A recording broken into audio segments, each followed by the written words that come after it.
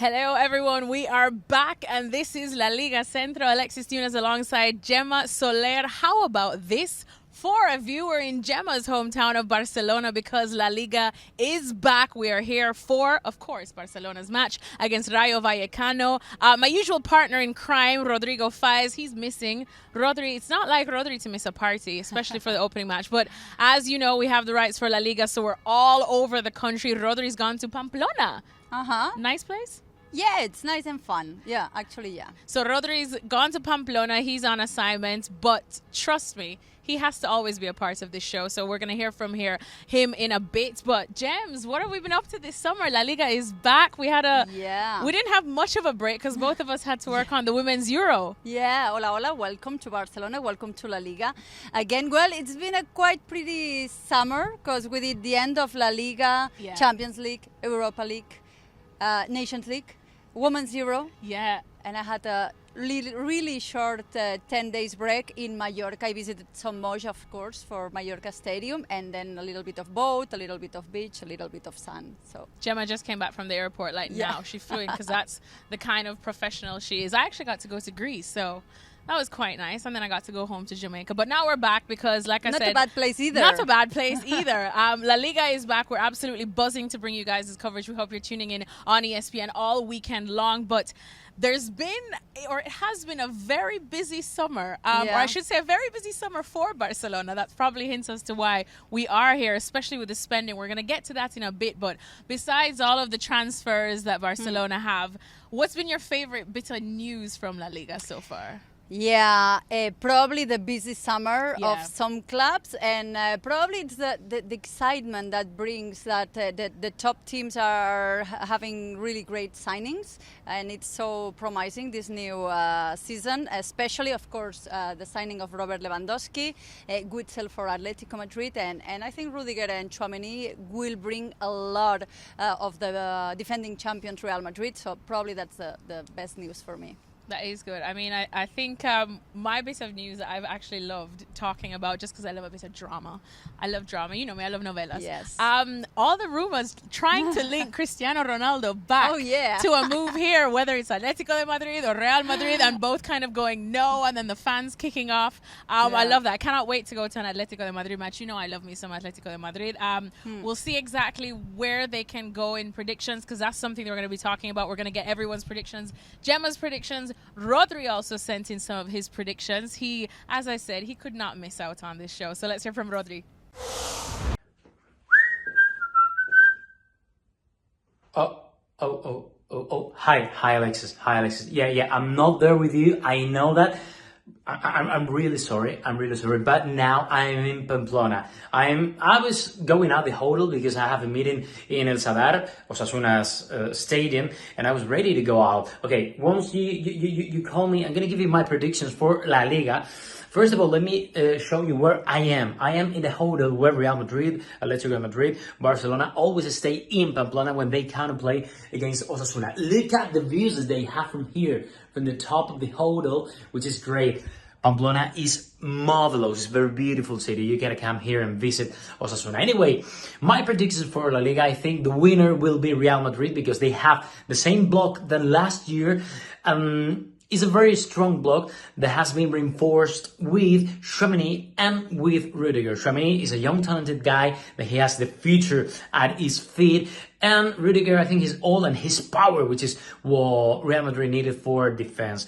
Then everyone will wonder, okay, if Real Madrid will win La Liga, what will Barca make? For me, Barca, I think they're gonna maintain the pulse against Real Madrid, and I think they're gonna hold a tight battle for La Liga's title, but I think that Barca will not be enough to beat Real Madrid. I think they reinforce in a great way. And me, especially me, I didn't expect Barca to sign those players that they got at the end. And another view, the same, but as beautiful as the other one. But Barca, I think that they made a great job, but it's not enough because they have to adapt, they have to grow with the veteran, with the new signings, and with the young, talented guys that they have at the squad. And for me, they might be a little bit late. But let's see. At least at this point of the season is what I think. Atletico Madrid they will be up there. They will be the third team again of the season for me because they have the same guys, even with Morata, with Griezmann. They will have even better paper than they wrote last year, but I think they will be a little bit behind Real Madrid and Barca. For me, one guy you have to look at, because I'm in love with him, is Real Sociedad's Ali Cho. He's different, he has flow, and he's one of the guys that I really like to see in La Liga this year. And the top scorer for me will be Lewandowski. Yeah, he's the perfect 9 for me, and I'm pretty sure that he will make it for sure. Because Benzema, I think he will be up there too, but not at the same level than Lewandowski. If you are playing with Barca and you send Lewandowski a watermelon, he converts the watermelon in a goal, which is something that he's the only guy able to make that. So thank you very much. Have a nice one. Look, this is my bag. Yeah, you see it? This is my bag, and this is me getting you cold. Have a nice one, girls. Have fun in Barcelona. Oh, Rodri. We don't miss you. I don't miss you, Rodri. I'm kidding. We'll have Rodri back for the next one for sure. Don't worry. But I love my girl Gems, especially because now we're going to talk about Barcelona. Because the truth is, that's really what there is to talk about now with La Liga. With all of the money, I mean, they have gone shopping like in Louis Vuitton stores, in Gucci stores, with like, I don't even know, with money we know they don't have. They've mortgaged out their future. They've changed the name of the Camp Nou. So many things, Gems. First of all, as someone who lives here in Barcelona, how did people react to this? To this compulsive shopping. To compulsive shopping and then the mortgaging out their future. Are they worried? Are they happy because it brings players? No, of course. I mean, can you imagine 2 months ago, Barcelona were in clinical debt. The president himself used that expression. And then 1 month later, they were signing Robert Lewandowski. Could you believe that? I mean, fans are really excited. They can't wait. They can't wait to see this team back to trying to compete, because they haven't been able to compete neither in La Liga. So, of course, there is a lot of excitement. But it got to a point where this compulsive shopping, it's like it's never ending. And, of course, all the rumors and all the information surrounding Barcelona always sell a message of a lot of optimism. They were sure they are going to be able to register them before the opening game. And now it's not that sure.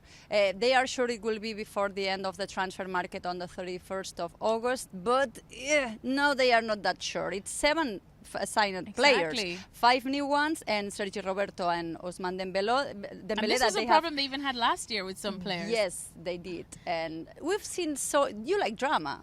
Barcelona drama. Is all about drama. This president, Joan Laporta, when they win the elections, the board of members, they had to put 127 million in a bank deposit. They did at 3 a.m. in an office in the Diagonal Street before it was about to close. They wouldn't be able to be president. So there's always drama involved with that board of members. I really think Matteo Alemany, the sports, the person controlling all the finances and this kind of sport operations, he's really smart. He did an amazing job in Valencia. He's doing it great in Barcelona.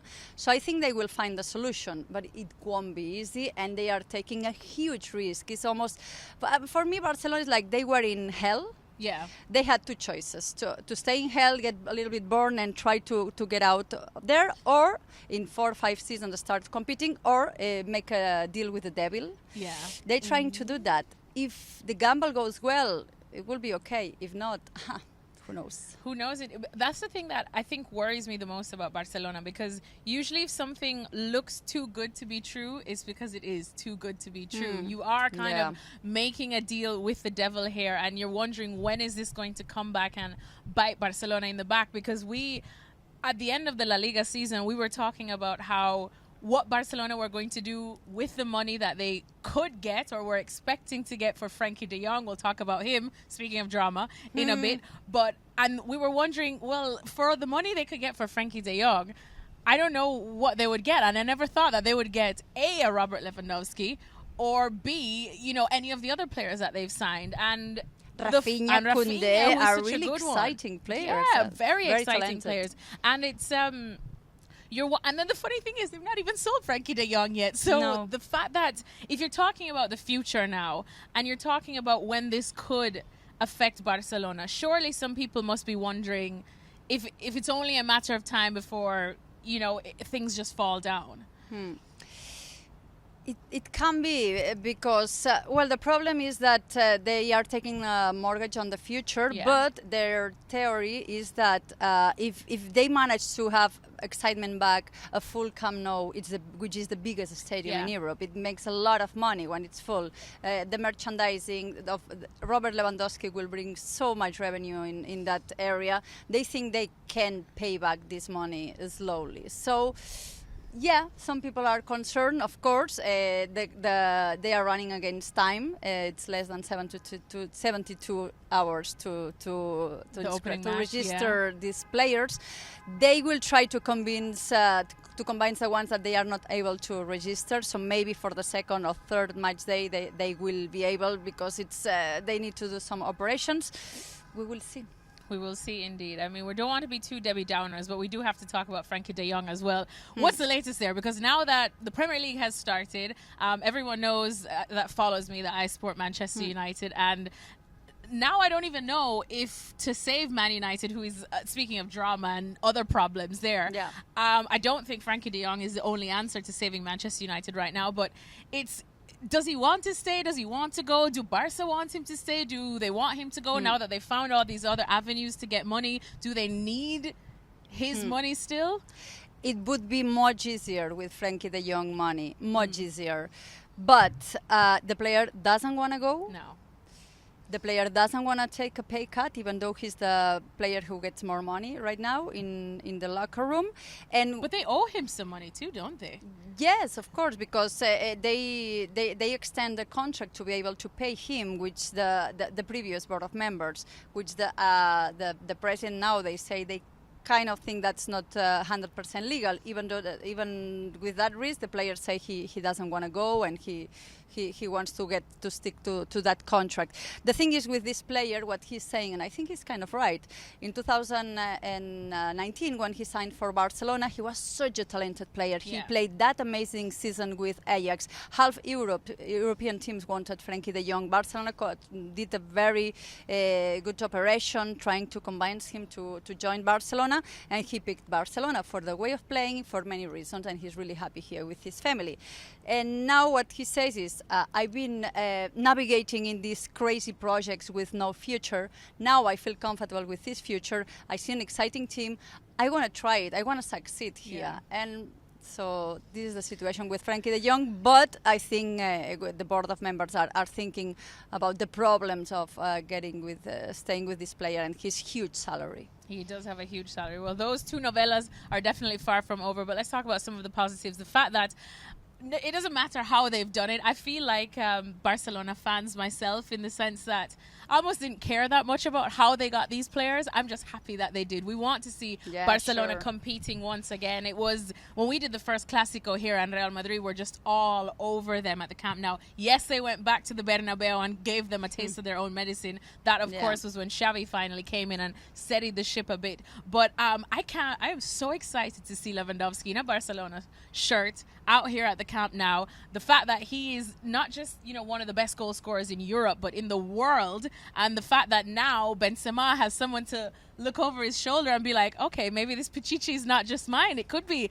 Lewandowski's, I mean, we heard from Rodri, who actually picks him to be the top scorer at the end of the season. But what Barcelona has done, everyone kind of applauds the business they've made, but does it make them title contenders? Is it enough to give Real Madrid a run for their money?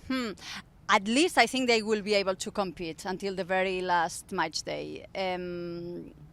It's difficult to answer this question because for a start, we don't even know which players are going to be able to register. So if they manage to register the 7th and they manage to sell some players, because otherwise they have overbooking, and this is never good for a locker room, for the atmosphere. So if they've managed to close the transfer market in a good position for them, I definitely think they are title contenders.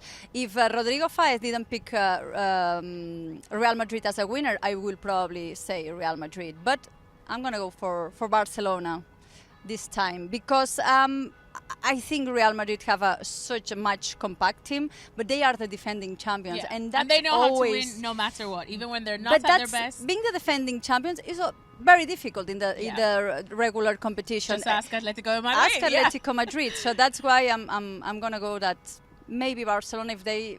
I mean, it's a box of surprises, Barcelona, but there's something there that can be interesting. Yeah, I think now Barcelona definitely has such a nice mix of young talent, but as well brought in some experienced names. We know that necessarily doesn't mean it's a recipe for success, but sometimes it's what it needs. If Xavi can get everyone to blend together, then I think Real Madrid could have a good fight on their hands. So the fact that Barcelona, they will take La Liga, the title, the domestic title. I remember this is something I did ask Xavi when he just came in, and they were still in Champions League, still in Copa del Rey, still in Supercopa de España. How does he prioritize? And he said La Liga always is his number one. So that's how they'll go after it this season. I mean, for many teams, but especially for Barcelona, for example, Real Madrid, they have been able to play disastrous La Liga and then win the Champions. Barcelona have never been able to do that. Yeah. Either they are really good every weekend or they cannot compete in Europe. So I'm sure they will prioritize La Liga, and it can be enough, this team, for them. For the Champions League, I think there are much better teams out there. All right, well, final bit on Barcelona, because like I said, we are here for the opening match. It's up against Rayo Vallecano. If you look at this match on paper, it would be a David and Goliath clash. But are things a little more even now? What do you expect from this one, Gems? Yes, of course. Actually, Rayo Vallecano defeated them last season, and actually that was the last game of Ronald Koeman as a manager. It's in the Camp Nou, is the opening game. I think it's a David against Goliath, but you never know. You never know with Barcelona. They played an amazing friendlies, but when thing gets official, sometimes there are nerves. And it's football, anything can happen. But of course, I think Barcelona are the super favorites. I think Barcelona are definitely favorites for this one. I just want to see them go throw the kitchen sink out, have Lewandowski and maybe some of the players that they hopefully do register to score 6 goals. Maybe? See? No? Yeah, it could be like that because Rayo, it's an attacking team. Yeah. They get in trouble when they try to defend, so they can only soak up that Lewandowski pressure so long. It's going to be tough for them, especially because it's the Camp Nou. If it was in Vallecas, it would be another story, but in Camp Nou, it's always very difficult for them. Prediction, how many goals? 4-0. Oh, I was going to say 4-0. Now I'm going to have to go 6-0. Just because I love drama. We want to see goals, right? Yeah. Perfect. Well, let's go into now Preguntas Difíciles, Gems. Oh, wow. You know you love this one. Usually Rodri and I are tackling it, so it's good to have you. And as you can imagine, a lot of these are on Barcelona. Guys, keep sending them our way using the hashtag LaLiga Centro because we're here all season long. The first one, well, you kind of actually did answer it. Barcelona will win La Liga this season, make a case. And we kind of just did. So there we go. We answered that one. Let's go with a yes. Ooh, here's a juicy one, though. Barcelona will win both El Clásicos in La Liga this season. So at the Bernabeu and, of course, at the Camp Nou. No, I think they will win one and Real Madrid will win the other. But where are they going to win their one? At the Bernabeu again? That was exciting. Yeah, let's go with that. But then that means Real Madrid are going to bring Real Madrid are going to win it. Again at the Camp Nou, yeah. Oh, they might as well switch stadiums there. I'm going to stick my head out and say yes. I'm going to say yes because I think if it's one thing about Barcelona, you know how in the Premier League we used to talk about Arsenal being a good tournament team, not necessarily for the league because, you know, their squad wasn't as deep or as glittery as some of the others in recent times. So when they show up in a semi-final or a quarter-final or a final, as we've seen them in the FA Cup, they can win. I think Barcelona are kind of like that. When certain moments come, I think Xavi is like the fearless leader you want to ride into battle with to save Middle Earth, like Lord of the Rings, Lord of the Xavis. And he definitely loves to win El Clásico. He loves to. Of course he does. All right, here's another one. Atletico de Madrid will win La Liga. Make a case. No. I'm sure they will be much better it's competitors compared to last season. But Colorín Colorado, no. No. Sorry, you know I love me Atletico de Madrid, but I think after what we saw last season, they have a lot of work to do. I think they have to find out who they are and who they want to be, and I think that now, I mean, if they haven't by now, I guess we'll see when they do the first match. We'll see exactly where they stand, but it's going to be too hard, I think, for this one. Oh, here's a juicy one. We'll see Messi back with Barcelona before he retires. Definitely yes, but it doesn't mean he will sign a contract and play here full year. He'll just be here at his house. I think before retiring, I'm sure.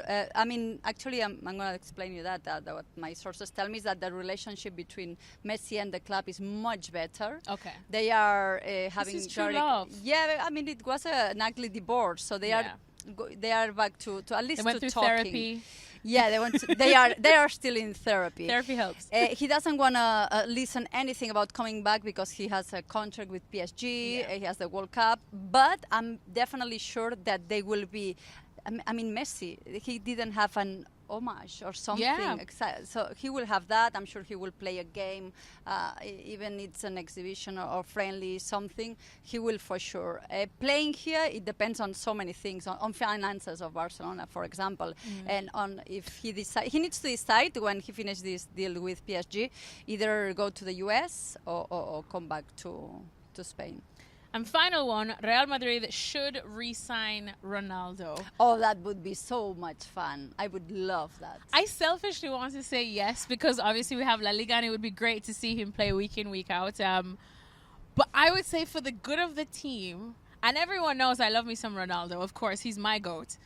That settles my debate right there. But I think for the good of the team, I don't see why. I think we have seen Benzema and a Vini Jr. come into their own, build a chemistry that they never had before, and it's such a special, delicate time, I think, for both of them, that if you bring someone like Ronaldo, he has to be the center of attention, which isn't a bad thing, and it isn't a dig on Ronaldo. Like, he is Cristiano Ronaldo. If he comes into my house, he could be the king of my house. I don't mind. Like, he has earned it, you know? But I think if they bring him to Real Madrid, they already have an experienced goal-scoring machine in Benzema, mixed with a youthful Vini Jr. who's enjoying his football right now, enjoying his partnership with with Benzema, and probably has not yet peaked. So you got the best of both worlds. Why would you disrupt that? Because you don't have so many options in the forward line, and that's a difficult one. If you manage to talk to Cristiano and say, okay, Cristiano, I know you want to be Mr. Champions. You're going to play some of the Champions League games, but you're not going to play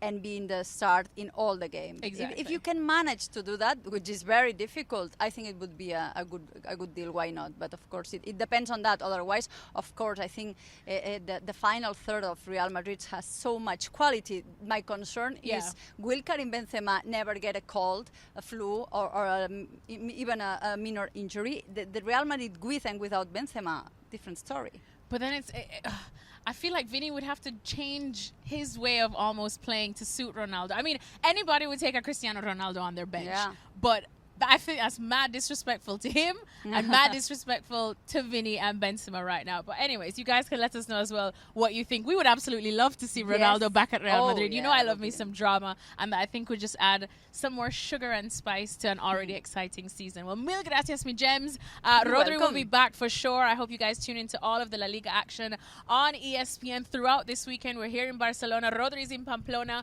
but we are back for a new season, baby. Adios, amigos. Thank you very much for watching ESPN FC on YouTube. For more highlights, analysis and exclusive content, be sure to subscribe.